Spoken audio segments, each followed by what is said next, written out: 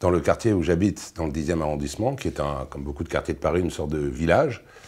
C'est devenu un ami, mais c'était un parent d'élève que j'ai rencontré devant la maternelle de nos enfants, et qui, depuis des années, depuis presque 10 ans ou 12 ans, quand on va dîner chez eux, me dit « Il faut absolument que tu racontes la vie de mon grand-père.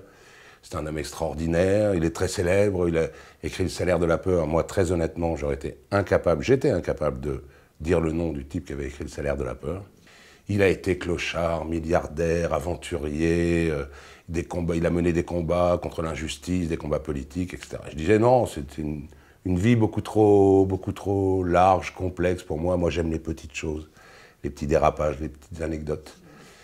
Et il y a 2 ans, il me dit, au fait, j'ai oublié de te dire quelque chose. Quand il avait 23 ou 24 ans, ce fameux grand-père, qui s'appelle donc Georges Arnaud de son nom de plume et Henri Girard de son nom de jeune homme, il a été accusé d'avoir commis un crime atroce en 1941 dans un château dans le Périgord. Il a été accusé d'avoir tué toute sa famille. Et là, je me suis dit, là, ça m'intéresse, je vais creuser un petit peu. Le personnage principal, Henri, le vrai démon, est d'abord un sale gosse. Capricieux, irascible, violent, cynique et méprisant, unique rejeton de ce qu'on appelle une bonne famille, il leur pompe tout l'argent qu'il peut, le claque en n'importe quoi, éclate de colère quand on refuse de le renflouer assez rapidement, et s'il s'entête à ne pas lui donner tout ce qu'il veut, vend leurs meubles ou leurs bijoux dès qu'il regarde ailleurs. Les parents sont là pour servir les enfants, dit-il.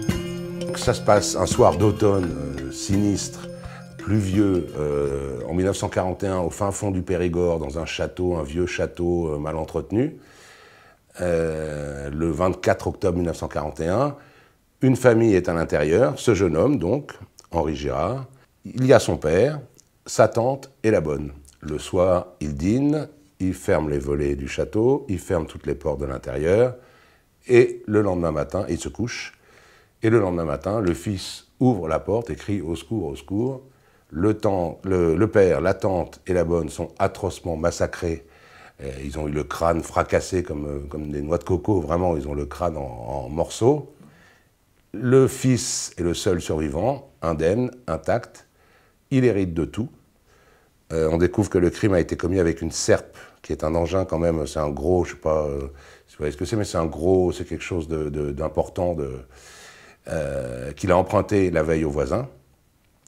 Et il a une personnalité qui convient tout à fait avec ce qui s'est passé, donc c'est le coupable idéal, tout le monde en est persuadé, c'est lui. Moi-même, quand je me renseigne, après que mon ami m'en ait parlé, après avoir acheté quelques journaux de l'époque sur Internet, avoir lu quelques livres, etc., je lui dis, écoute, je suis désolé, je ne pourrais pas raconter l'histoire de ton grand-père, je ne vais pas dire que ton propre grand-père a tué toute sa famille. Je vide d'un coup mon élégant verre de vieille prune, qui n'est pas en forme de tonnelet. Je me désincarne et réapparais dans le passé. Je me glisse comme un courant d'air dans le corps d'Henri. Je suis lui. Je viens de massacrer 3 personnes. Je ne sais pas ce qui m'a pris, mais le mal est fait. Il est 22 heures. Ça ne va plus, moi, en ce moment. Un de ces jours, je vais finir par dérailler complètement.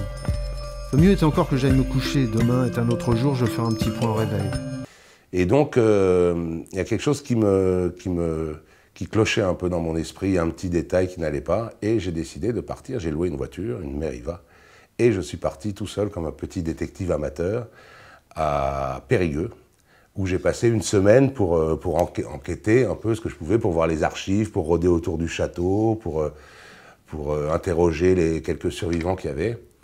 Et je me suis rendu compte que l'affaire n'était pas aussi claire que... Parce que donc il a été acquitté, parce qu'il a, ayant hérité de beaucoup d'argent, il a pu embaucher le meilleur avocat de l'époque, qui est peut-être d'ailleurs le meilleur avocat de tous les temps, qui s'appelait Maurice Garçon, qui a mené un procès absolument remarquable. Il a fait vraiment une plaidoirie qui doit être... Il a défendu plus de 11 000 clients, Maurice Garçon, ça doit faire partie de ses plus brillantes plaidoiries.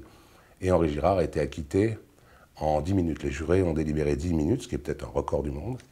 Évidemment, toute la presse, toute l'opinion publique ont crié à l'erreur judiciaire dans l'autre sens, c'est-à-dire qu'on avait libéré un coupable. Et il a traîné ça toute sa vie, jusqu'à sa mort. Il a même avoué, avant de mourir, il a même avoué que c'était bien lui. Mais moi, je n'en étais pas sûr, donc je suis allé vérifier ou infirmer cette théorie selon laquelle l'auteur d'un des romans les plus connus du XXe siècle, en tout cas par le film qui en a été tiré, était un affreux assassin.